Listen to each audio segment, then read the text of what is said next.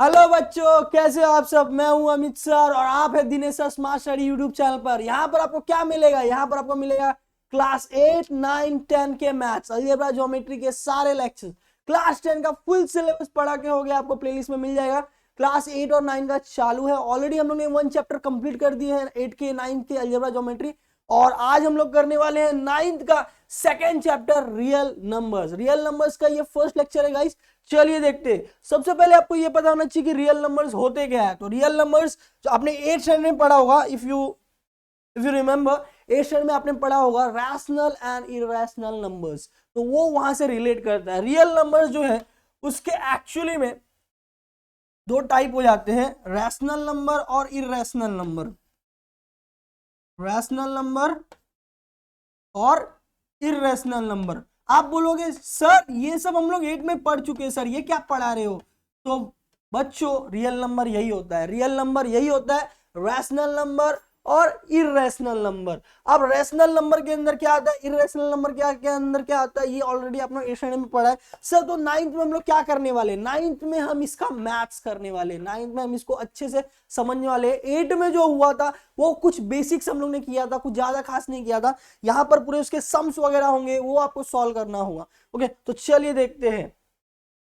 सो 2.1 directly हम लोग point straightforward to the point आते हैं। ओके, इतना उतना घुमाना नहीं है, डायरेक्ट हम लोग एक्सरसाइज सॉल्व करेंगे। सॉल्व करते करते जहां पर जो भी कॉन्सेप्ट यूज होगा वो मैं आपको बताऊंगा। जैसे कि अभी यहां पर क्या बोल रहा है वो, classify the decimal form, classify the decimal form. एक second guys. Okay, classify the decimal form. Okay, given rational numbers okay into terminating and non terminating recurring type. Okay, आप बोलोगे सर टर्मिनेटिंग क्या, नॉन टर्मिनेटिंग क्या। Sir terminator वो वाला movie है क्या? नहीं नहीं बच्चों, वो नहीं है। देखिए यहाँ पर बताता हूँ, टर्मिनेटिंग मींस व्हाट, कहीं ना कहीं टर्मिनेट होगा, स्टॉप होगा। बेसिकली टर्मिनेटिंग का मतलब यही होता है।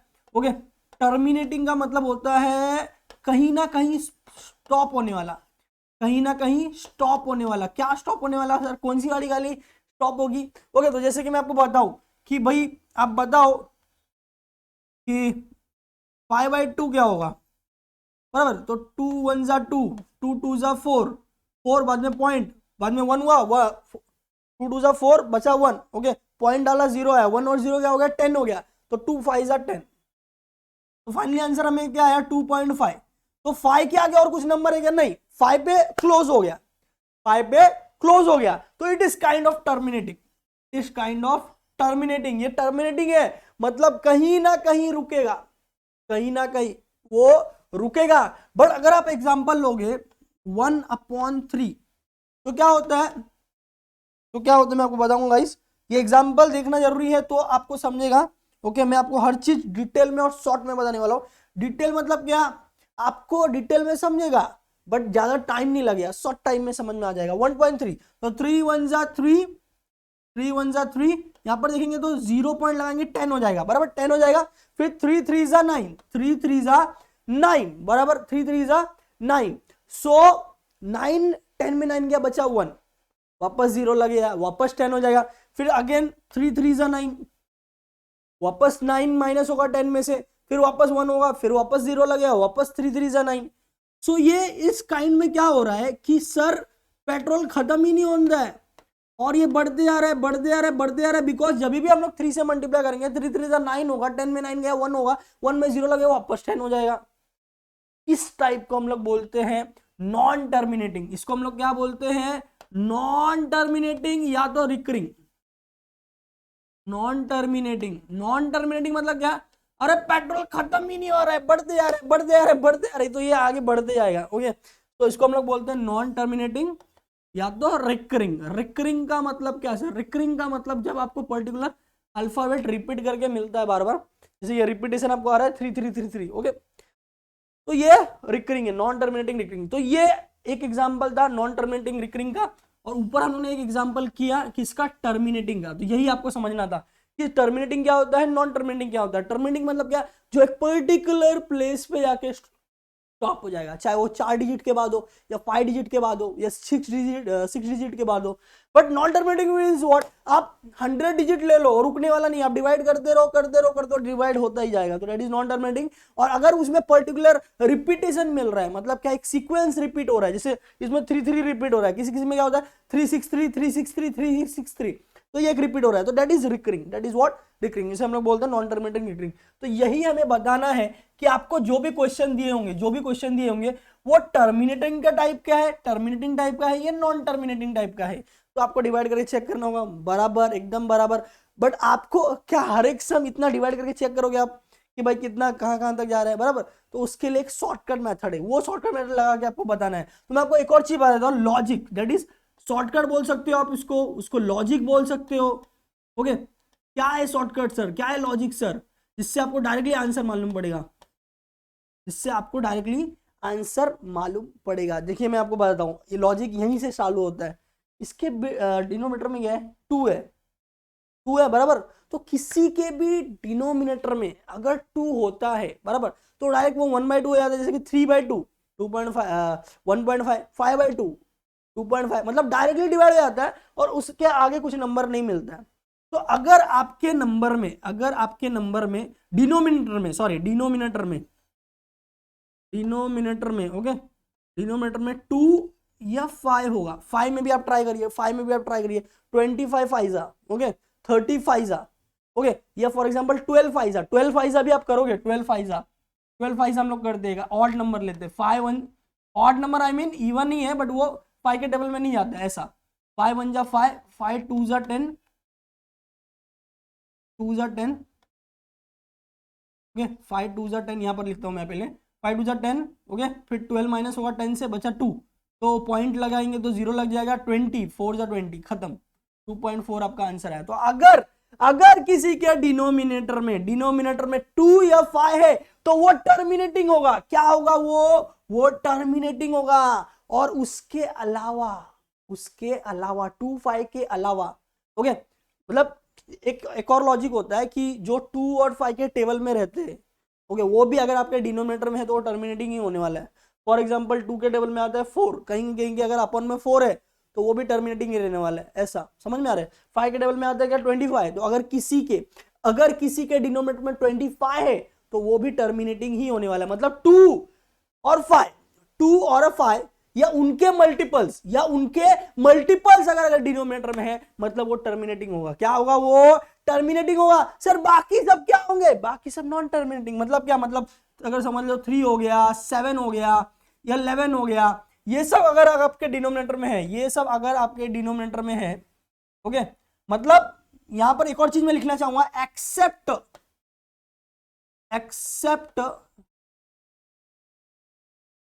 2 5 या उसके मल्टीपल, 2 या 5 है या उसके मल्टीपल है, इनको छोड़ के, एक्सेप्ट का मतलब उनको छोड़ के जो भी होंगे वो आपका नॉन टर्मिनेटिंग में आएगा। किस में आएगा, नॉन टर्मिनेटिंग में। और मैं आपको सॉल्व भी करके बताने वाला हूं, तो no need to worry guys. यहां पर सिंपल है, डिनोमिनेटर क्या है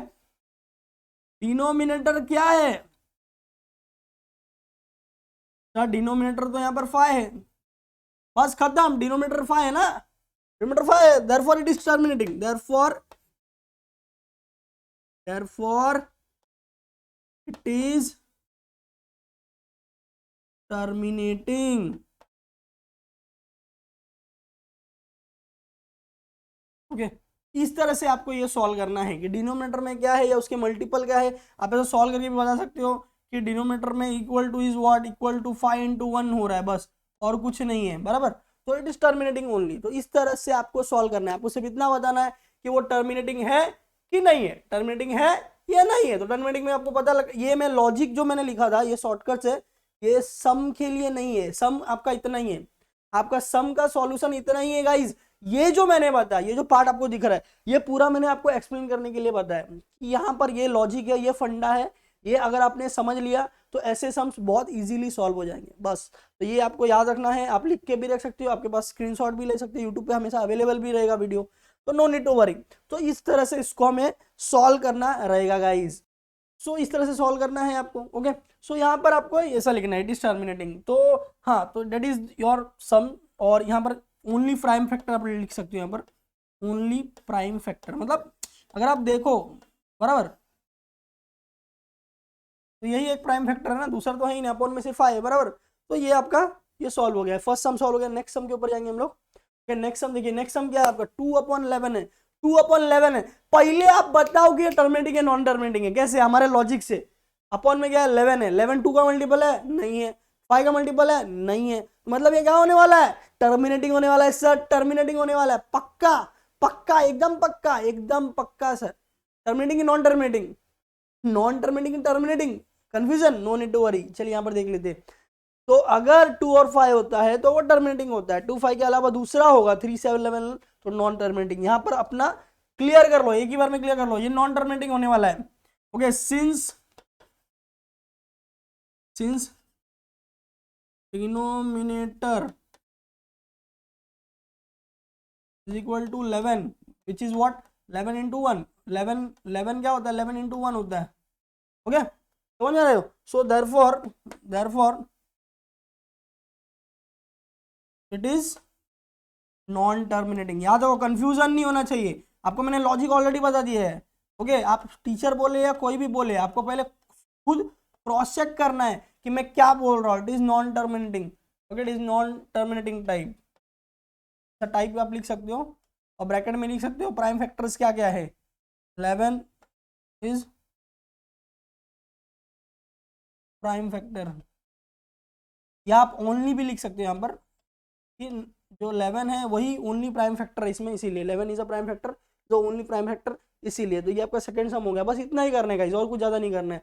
यहाँ पर 29/16 है, तो आप अगर आप देखोगे डिनोमिनेटर आप देख लो, तो ऐसे सब में आपको बताना पड़ेगा क्या बताना पड़ेगा सर, आपको ये बताना पड़ेगा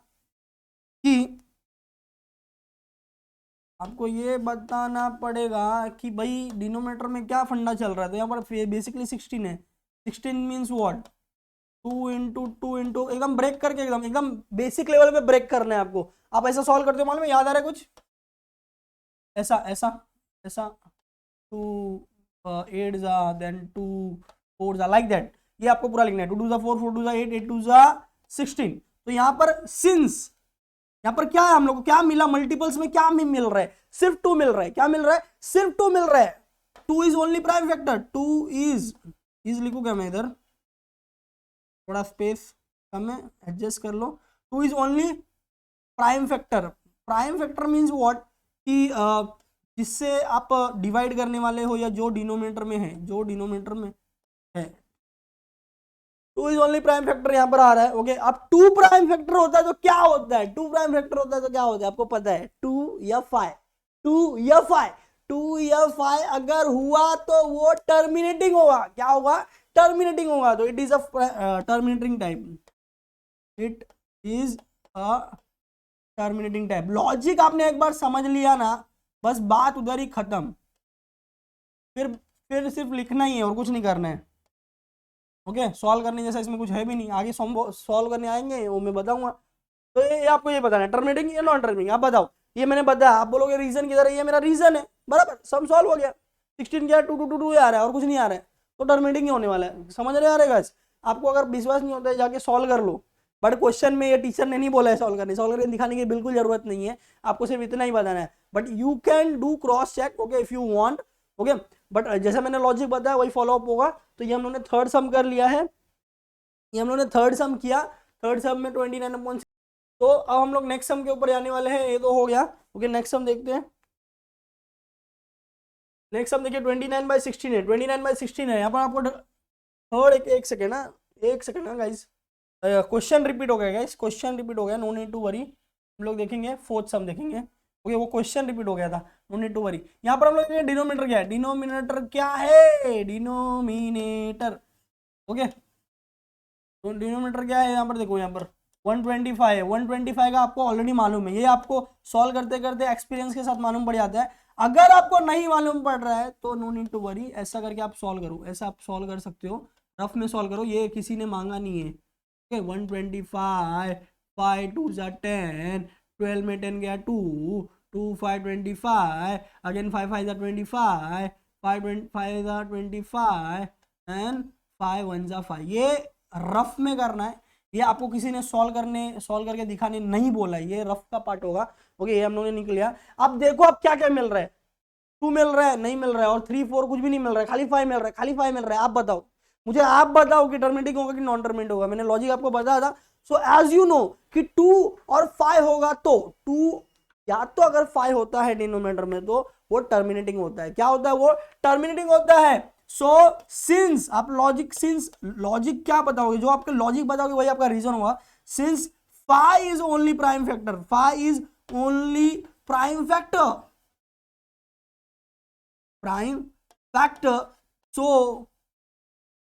so it is a terminating time, it is a terminating type. Spelling नहीं आता होगा तो आप क्वेश्चन में से कॉपी कर लेना, यहाँ पर एक और क्वेश्चन में terminating. Okay, no need to worry. Amit sir है तो क्या गम है. ओके, क्या टेंशन है, अमित सर सब सिंपल करके बताएंगे. It is a terminating time.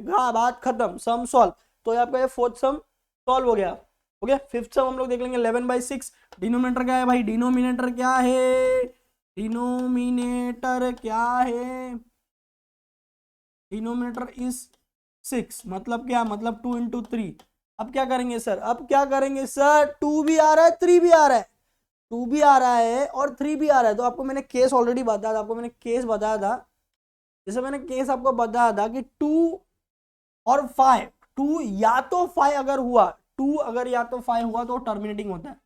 Terminating क्या होता है, टर्मिनेटिंग टी फॉर टर्मिनेटिंग में क्या आएगा, या तो 2 होना चाहिए या तो 5 होना चाहिए, दूसरा ना चालवे, दूसरा नहीं चलेगा.